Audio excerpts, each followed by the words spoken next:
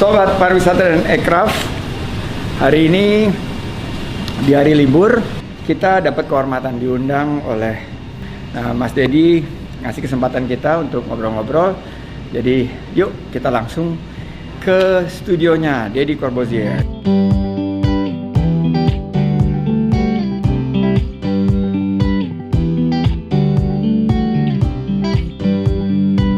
Assalamualaikum Om Deddy.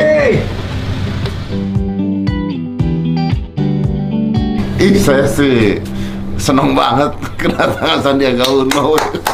3, 2, 1, close the door. Kang Deddy, betul. harapannya untuk industri atau ekonomi kreatif sebagai tempat mata pencarian Bro Deddy.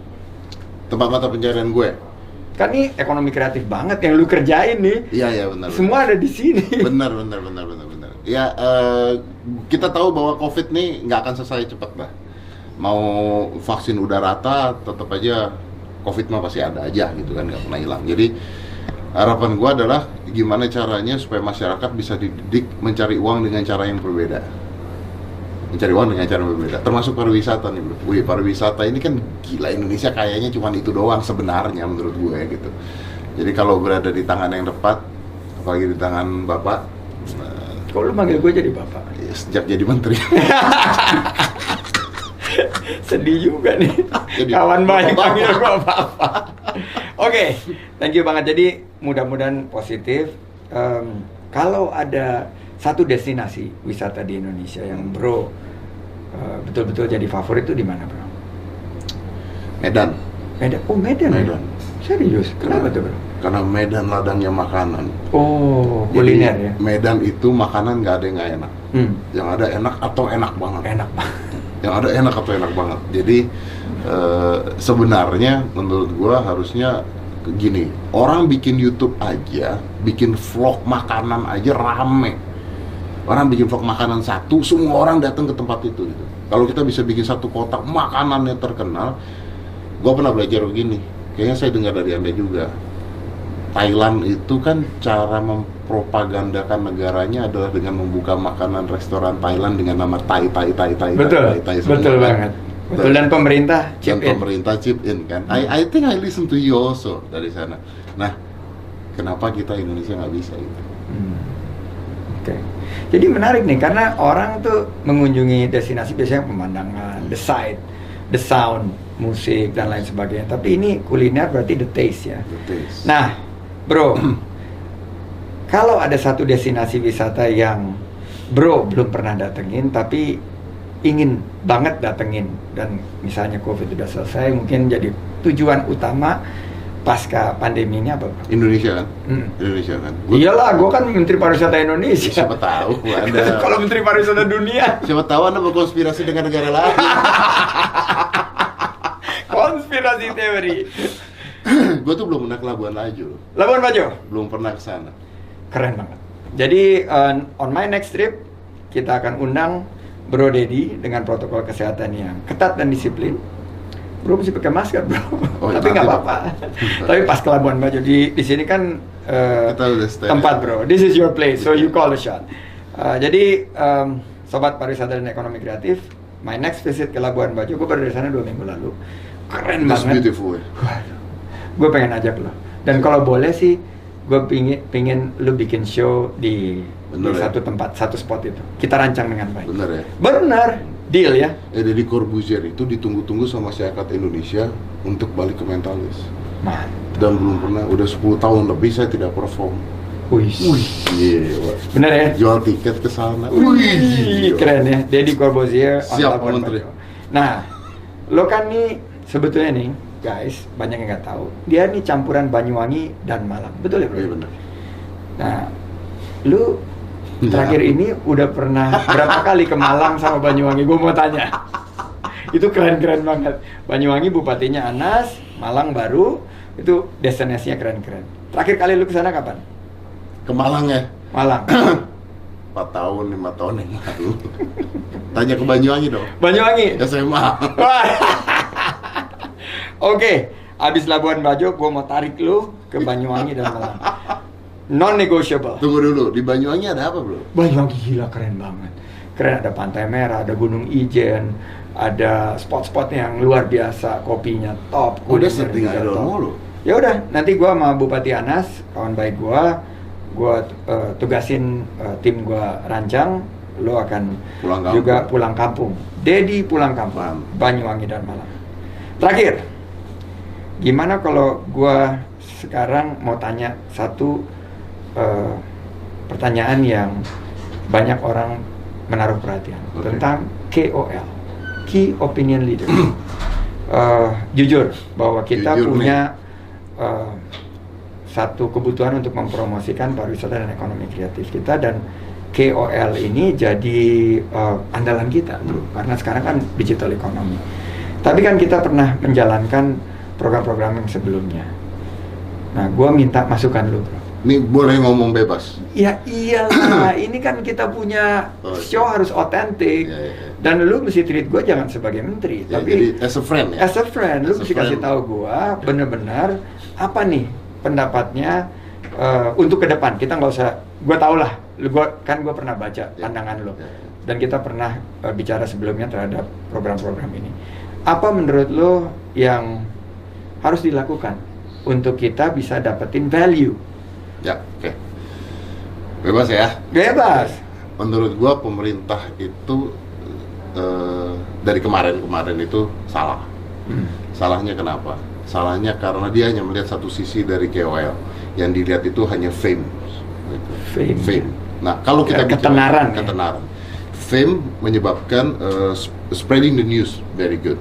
Tapi kita tahu kalau mau spread the news very good, apakah itu salah? Enggak, for spreading the news. Tapi value-nya, edukasinya, gini lah intinya gini. Ngapain membawa orang ke satu daerah, tapi orang itu bahkan nggak ngerti dan tidak mau belajar tentang daerah tersebut. Kalau lu mau promo gym, pakai gue dong, pakai Adirai dong. Iya, lihat aja tangan segede gitu. Betul. Gua bisa berkontribusi, gua bisa bertanggung jawab, gua bisa menjawab apapun yang lu tanya. Kalau promo vaksin pakai Raditya Dika gitu. Kalau promo vaksin pakai Raditya Dika, dia tahu semuanya tentang COVID sampai gua ngeri kalau dengar dia cerita. Iya, detail banget sih. Ya, dan dia bilang dia mau bikin vlog. Karena dia punya baby juga. Karena dia punya baby juga.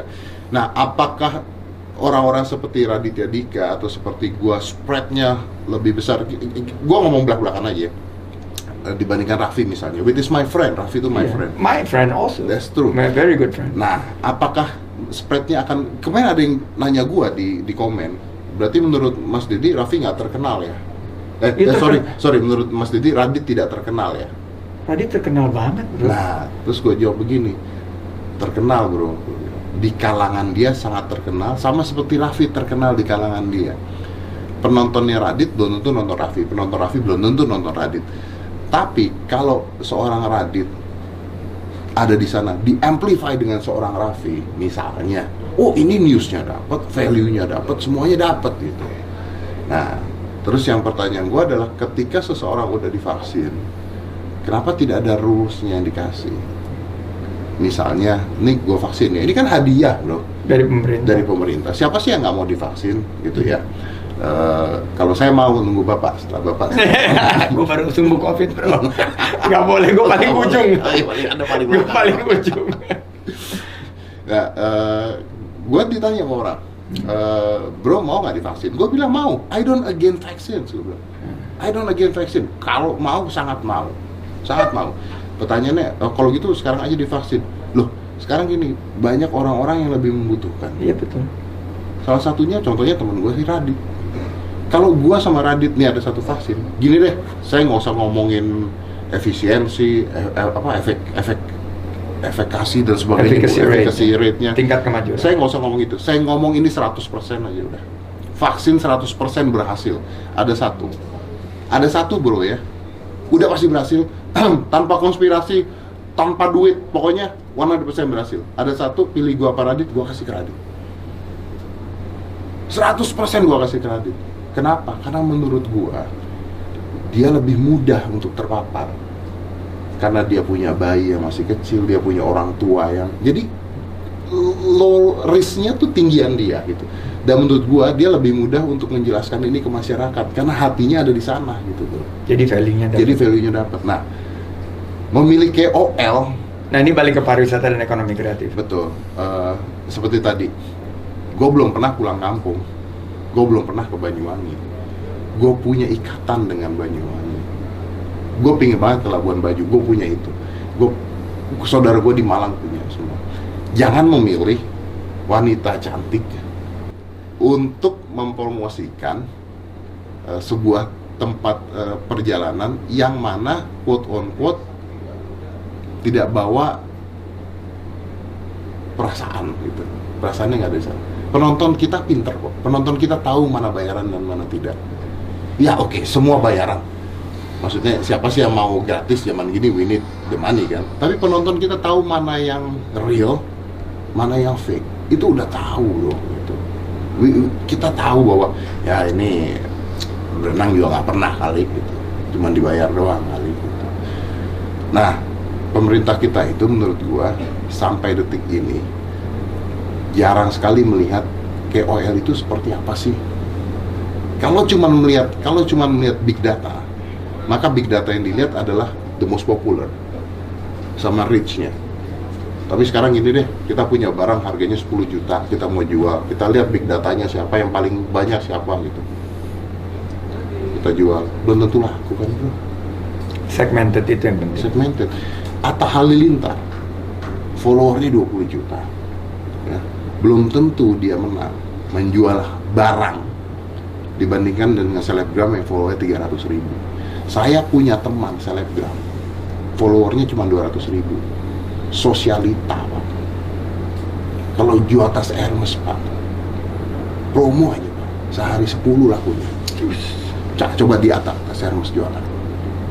Jadi tergantung produknya. Jadi tergantung marketnya ya. Iya, dan lu adalah menurut gua nih ya, gua nggak peduli itu pencitraan, gua nggak peduli itu lu punya trik, gua nggak peduli apa, tapi lu adalah orang yang dari dulu nempel sama KOL gitu, nempel sama seniman-seniman, artis-artis di Indonesia, whatever your point is, gua nggak ngerti, I don't want to talk about that, tapi you know that. Dan gua rasa yang paling benar adalah tolong Anda ngomong sama pemerintah. Kan Anda ada di pemerintah. Tolong ngomong sama diri sendiri. Paling nggak pariwisata dan ekonomi kreatif. Thank you banget Deddy Corbuzier masukannya dan benar banget sih. Karena kita harus bangkitkan pariwisata dan ekonomi kreatif. 30 juta lebih masyarakat Indonesia menggantungkan mata pencarian dan penghidupannya di sektor pariwisata dan ekonomi kreatif. Lu salah satunya karena Bro Deddy ini juga probably one of the best talent di creative economy. Sukses terus dan kita tunggu nanti event bersama kita di Labuan Bajo, Banyuwangi dan Malang. Sampai jumpa lagi. Sobat Pariwisata dan Ekonomi Kreatif.